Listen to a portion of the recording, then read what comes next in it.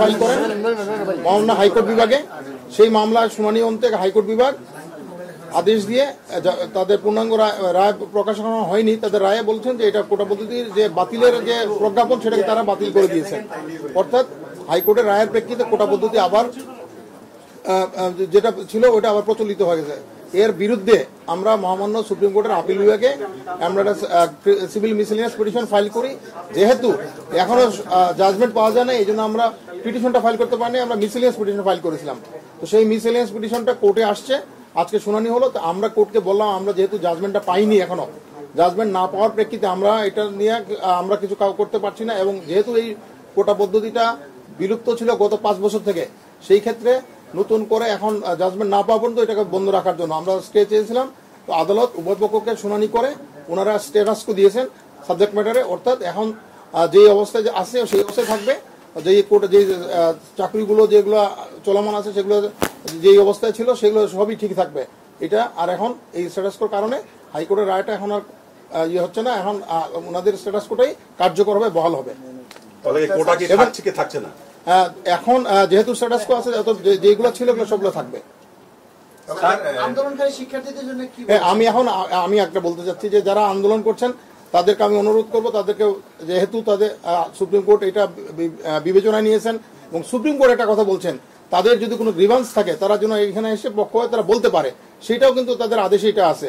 অতএব এখন আর কোনো যৌক্তিক তাদের কোনো কারণ নেই, তারা অবশ্যই এটা বন্ধ করে তাদের অবস্থানে ফিরে যাওয়া উচিত। কারণ তাদের কোনো আন্দোলন আর করার এবং জনদুর্ভোগ বাড়ানোর কোনো যৌক্তিক কারণ এখন আর নাই তাদের কাছে। আপনি বলছেন যে আগের অবস্থা এটা কোনটা কি হয়ে আছে?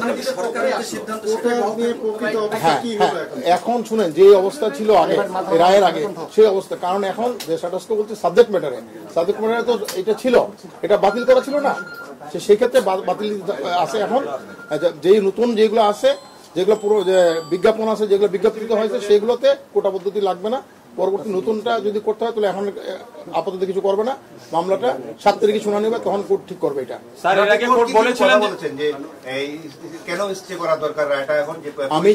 আমি যেটা বলছি যে দেখুন, আমাদের যে জুডিশিয়াল সার্ভিস কমিশনের পরীক্ষা আছে, এছাড়া পিএসসিতে কয়েকটি পরীক্ষা আছে, এরা কিন্তু কোথাও ওই প্রজ্ঞাপনে কোটার কথা বলা নাই। সেই ক্ষেত্রে যদি এখন এই কোটাটা সিস্টেমটা যদি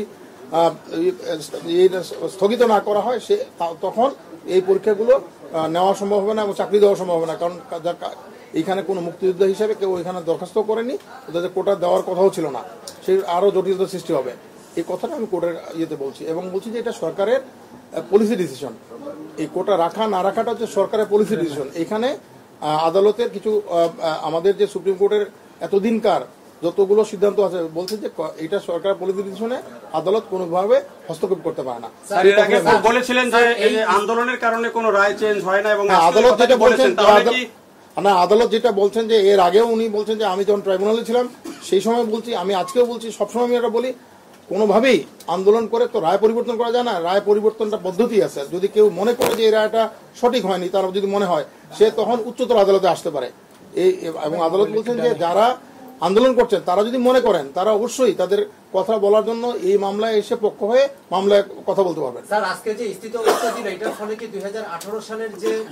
আমি বলতেছি শুনেন, হ্যাঁ, এখন এর প্রেক্ষিতে যে পরীক্ষাগুলো আছে সবগুলোতেই মেধার যারা এই কোটা পদ্ধতি যে 2018 যে সার্কুলার সেই অনুযায়ী চলবে। ওকে ওকে, বুঝছি। ক্লিয়ার না? তবে ক্লিয়ার ছবি না ছবি না